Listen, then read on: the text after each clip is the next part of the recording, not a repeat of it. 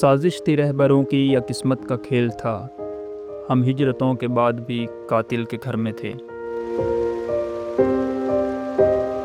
जंगल का भी कोई कानून होता है जहाँ जानवर बसते हैं, लेकिन इस इंसिडेंट के बाद ये कहना बिल्कुल भी मुश्किल नहीं है कि यकीनन ज़मीन इतनी शिद्दत से घूमी कि इंसान जंगलों में चले गए और भेड़िए और दरिंदों ने शहरों का रुख कर लिया। कुछ दिन पहले डस्का में एक दिल दहला देने वाला वाक़या पेश आता है, जिसमें एक लड़की को उसकी सगी खाला कुछ इस तरह से मौत के घाट उतार देती है कि इंसानियत का सर शर्म से झुक जाता है। आप लोगों ने इस इंसिडेंट के बारे में काफ़ी जगह से पहले भी सुन रखा होगा, इसलिए मैं इसकी इन डेप्थ डिटेल में नहीं जाऊंगा।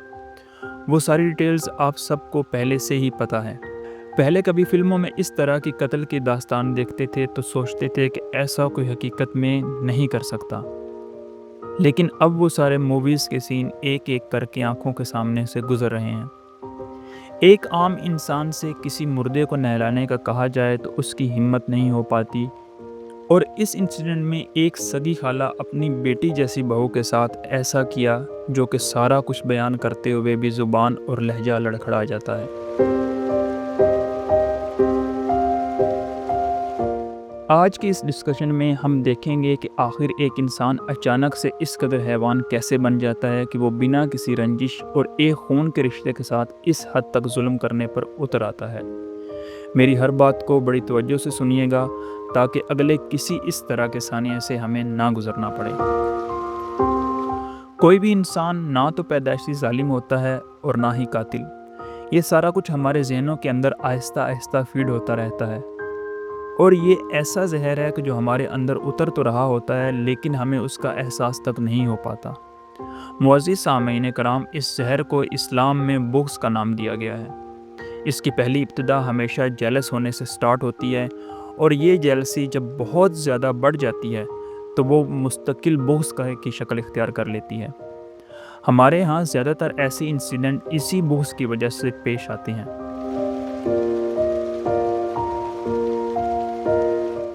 जब हमारे अंदर किसी भी इंसान के लिए बुग़्ज़ पैदा हो जाता है तो हमें उससे शदीद किस्म की नफ़रत होने लगती है, और ये नफ़रत आहिस्ता आहिस्ता इस कदर बढ़ जाती है कि जैसे हमारी आंखें अंधी हो जाती हैं। हमें हमारे खून के रिश्ते तक ऐसे दिखाई देने लग जाते हैं कि जैसे इनसे बड़ा हमारा कोई दुश्मन नहीं है। और जब इंसान के अंदर किसी के लिए इस हद तक बुग़्ज़ पैदा हो जाता है तो फिर उसका एंड पे इसी तरह के इंसिडेंट्स हमारे सामने पेश आते हैं। अब सवाल यहाँ पर ये पैदा होता है कि ये बुग़्ज़ हमारे अंदर आता कहाँ से है। तो इसका जवाब सादा सा है कि हमारे टीवी ड्रामाज़ में अक्सर ये चीज़ें बड़े अच्छे से हमारे जहनों में डाली जा रही होती हैं, लेकिन हमें उसका एहसास तक नहीं होता।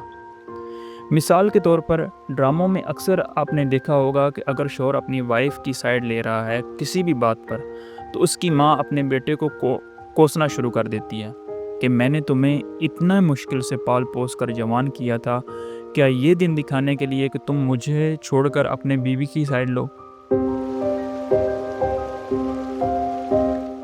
और आहिस्ता आहिस्ता इसी माँ के दिल में इस लड़की के लिए बुग़्ज़ क्रिएट होना शुरू हो जाता है। फिर वो ये सारा बुग़्ज़ का टोकरा लेकर वो अपनी बेटी को जाकर सारा कुछ बताती है, और उसकी बेटी भी बिना पूरी बात को जाने फुल अपनी माँ को सपोर्ट करती है, और फिर आहिस्ता आहिस्ता दोनों के दिलों में ये बुग़्ज़ शिद्दत इख्तियार करने लग जाता है। अब बाय चांस ये सारा कुछ जब एक ड्रामा देखने वाले की ज़िंदगी में होता है तो उसके दिमाग में वो ड्रामे वाला सीन क्रिएट होने लग जाता है, और ये माँ ख़ुद को उस ड्रामे वाली माँ से रिलेट करना शुरू कर देती है, और ऐसा करते करते वो अपनी पूरी हकीकी ज़िंदगी को उसी ड्रामे से रिलेट करना शुरू कर देती है, और फिर हकीकी ज़िंदगी में भी यही सारा कुछ होने लग जाता है। और इस बुग़्ज़ का जब एंड होता है तो उसकी मिसाल ये डस्का का इंसिडेंट है। उम्मीद है कि आपको इस मिसाल से मेरी बात समझ आ गई होगी।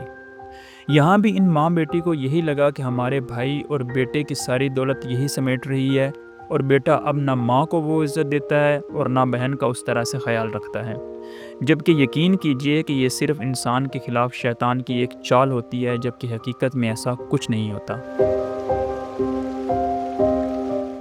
माँ बाप की इज़्ज़त एहतराम अपनी जगह, लेकिन इस्लाम में एक बीवी के रिश्ते को बहुत ज़्यादा फजीलत हासिल है। اگر ایک شوہر اپنی بیوی کے لیے کچھ ایکسٹرا کر بھی رہا ہے تو اس کی بیوی کو اس پر مکمل حق ہے، وہ اس حق کی حقدار ہے، اور الٹا ماں باپ اور بہنوں کو اس پر خوش ہونا چاہیے کہ ہمارا بیٹا یا ہمارا بھائی اپنی میرڈ لائف میں خوش ہے، بجائے اس کے کہ آپ بغض کا شیطان اپنے اندر پال پال کر اتنا بڑا کر دیں کہ وہ آپ کے کنٹرول سے باہر ہو جائے اور آپ اس شدت تک سفاک قاتل کا روپ اختیار کر لیں۔ اللہ پاک سے دعا ہے کہ وہ ہمیں اس بغض جیسے کینسر سے محفوظ رکھے۔ اللہ پاک سے دعا ہے کہ اللہ پاک مرحومہ کا درجات بلند فرمائے اور ان کے والدین کو صبر جمیل عطا فرمائے۔